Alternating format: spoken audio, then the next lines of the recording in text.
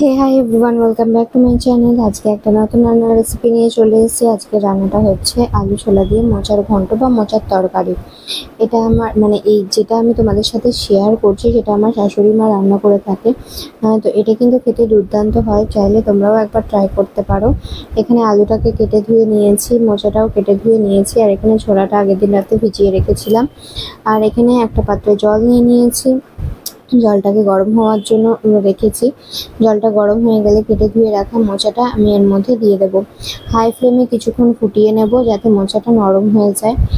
আর এখানে মোচাটা আগের দিন রাতে কেটে জলে ভিজিয়ে রাখলে খুব ভালো হয়, কিন্তু টাইম ছিল না যেহেতু হাতে, তার জন্য আমি সকালবেলায় মোচাটা কেটে 1 ঘন্টার জন্য জলে ভিজিয়ে রেখেছিলাম। এখানে মোচা সেদ্ধ হয়ে গেছে আর জল ঝরানোর জন্য রেখে দিয়েছি। সাইডে একটা মশলা করে নেব। এখানে গোটা জিরে, আদা আর শুকনো লঙ্কা আর গোটা গরম মশলা, দারচিনি, এলাচ, লবঙ্গ, এটা পেস্ট করে নেব। শুকনো লঙ্কার জায়গায় তোমরা কাঁচা লঙ্কাও দিতে পারো, কিন্তু শুকনো লঙ্কা দিলে টেস্টটা ভালো হয়। আর ঝাল যে যেরকম খেতে পছন্দ করো সেই অনুযায়ী লঙ্কা দেবে। কড়াইতে আমি তেল দিয়ে দিচ্ছি, সর্ষের তেল। এখানে আমি 2 থেকে 3 চামচ তেল দিয়েছি, কারণ মোচার পরিমাণটা অনেকটা ছিল, সেই কারণে তেলটা একটু বেশি পরিমাণে লেগেছে। তো এখানে গোটা জিরে, গোটা গরম মশলা আর তেজপাতা ফোড়নে দিয়েছিলাম। হ্যাঁ, এখানে আবারও গোটা গরম মশলা দিতে হবে।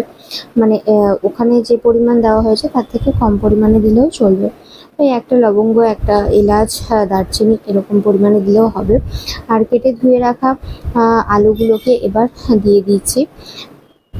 এবার আলুগুলোকে লাল করে ভেজে নেব। ভেজে তুলে রাখার দরকার নেই, এটা এখানেই ভেজে এর মধ্যেই মোচাটা দিয়ে দেব। তো এখানে মোচাটা থেকে প্রচুর পরিমাণে জল বেরোচ্ছে। তো যাই হোক, মোচাটা প্রচণ্ড গরম, আর মোচাটাকে এইভাবে চটকে নিতে হবে, চটকে একদম মন্ড টাইপের করে নিতে হবে। আর এখানে ফার্স্টেই দিয়ে দিয়েছে লবণ। স্বাদ অনুসারে লবণ দিয়ে দেবে, পরে আর লবণ অ্যাড করার প্রয়োজন নেই, একবারে যদি দিয়ে দাও। আর এখানে 1 চামচ মতো হলুদ গুঁড়ো দিয়েছে। আর এখানে একটা গোটা বড় একটা টমেটো কেটে দিয়েছে। এবার এটাকে ভালোভাবে ভেজে নেব। আলু টমেটোটা ভালোভাবে ভাজা হয়ে গেলে এবার যে পেস্টটা তৈরি করেছিলাম, জিরে, আদা, শুকনো লঙ্কা আর গোটা গরম মশলার পেস্ট, সেটা দিয়ে দেব। দিয়ে ভালোভাবে মিক্স করে নেব।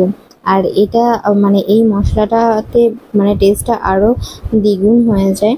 একবার জাস্ট এরকমভাবে ট্রাই করে দেখো। আর এই মশলাটা যদি শিলে বাটা হয় তাহলে তো আরোই ভালো লাগে। তো যাই হোক, এখানে মিক্স করা হয়ে গেল। আর এই মশলা বাটি ধোয়া জলটাও এর মধ্যে দিয়ে দিলাম, কারণ মশলাটা যাতে তলায় লেগে না যায়। আর এখানে চিনি দিয়েছি 1/2 চা চামচ। চিনিটা অপশনাল, দিতেও পারো নাও দিতে পারো। আর এটাকে আবারও ভালোভাবে মিক্স করে নেব। যতক্ষণ না পর্যন্ত তেল ছাড়ছে ততক্ষণ পর্যন্ত কষাতে হবে। তো যাই হোক, এখানে মশলা থেকে তেল ছেড়ে দিয়েছে, মশলাটা ভালোভাবে কষানো হয়ে গেছে। যে মন্ডটা করে রেখেছিলাম সেটা চিপে মোচাটাকে চিপে দিয়ে দেবো এর মশলার মধ্যে, দিয়ে ভালোভাবে মিক্স করে নেব। আচ্ছা, একটা কথা বলো, তোমরা কে কে এরকম আলু ছোলা দিয়ে মোচার ঘন্ট খেয়েছো? বা মোচার প্রচুর রেসিপি রয়েছে, একটা একটা করে আমি তোমাদের সাথে কখনো শেয়ার করব। এমনি প্লেন আলু দিয়ে মোচার ঘন্ট, বা গোবিন্দভোগ চাল দিয়ে মোচা আলুর তরকারি। আর আমার সবথেকে ভালো লাগে গোবিন্দভোগ চাল দিয়ে মোচা আলুর তরকারি আর মোচার ধোকার ডালনা। এটা দুর্দান্ত লাগে। মোচার ধোকার ডালনা শুধু ভাজাও বেশ ভালো লাগে। তো একদিন তোমাদের সাথে শেয়ার করব, অবশ্যই শেয়ার করব। আর এখানে আগের দিনে ভিজিয়ে রাখা ছোলাগুলোকে আমি দিয়ে দিয়েছি। এবার এই মোচার সাথে ছোলা দিয়ে ভালোভাবে মিক্স করে নেব। আর এতে খুব কম পরিমাণে জল লাগবে, যেটুকু ছোলা আর আলু সেদ্ধ হতে জল লাগে সেটুকুই। আর জল দেওয়ার আগে ছোলা দিয়ে আলু দিয়ে ভালোভাবে ভেজে নিতে হবে জিনিসটাকে।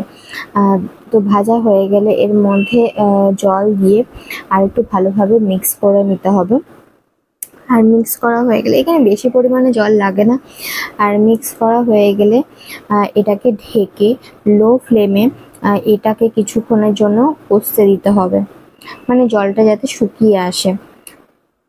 তো এখানে জল দিয়ে মিক্স করা হয়ে গেল। এই পরিমাণ জল দিয়েছি, দেখে বুঝতেই পারছো এখানে খুব বেশি জল লাগে না। আলু আর হচ্ছে ছোলাটা যেটুকু সেদ্ধ হতে লাগে, কারণ মোচা তো আগে থেকেই সেদ্ধ হওয়া, তো এখানে সেদ্ধ হওয়ার কিছু নেই। তো যাই হোক, এখানে জলটা শুকিয়েও এসছে। তো জল শুকিয়ে গেলে আর একটু মানে হাই ফ্লেমে 5 থেকে 10 মিনিট মতো একটু ভাজা ভাজা করে নিতে হবে। একদম জল শুকিয়ে গেলে নামিয়ে দিলেই রেডি। তবে এখানে লাস্টে নামানোর আগে ঘি গরম মশলা দিতে পারো। গরম মশলা যেহেতু বেটে দেওয়া আছে, তার জন্য গরম মশলা আলাদাভাবে দেওয়ার দরকার নেই। আর যদি মানে বেটে না দাও, তাহলে নামানোর আগে একটু গরম মশলার গুঁড়ো ছড়িয়ে আর ঘি দিয়ে নামিয়ে নিলেই একদম পারফেক্ট। তো যাই হোক, এই যে আমাদের আলু ছোলা দিয়ে মোচার ঘন্ট রেডি। কেমন হয়েছে অবশ্যই জানিও, আর যদি কেউ বাড়িতে ট্রাই করে থাকো সেটাও কমেন্টে জানাতে ভুলো না কেমন লেগেছে। তো আজকের মতো এখানেই শেষ করছি, দেখা হবে নতুন একটা ভিডিওতে। ভিডিও ভালো লাগলে চ্যানেলটা সাবস্ক্রাইব করো, লাইক কমেন্ট শেয়ার করো।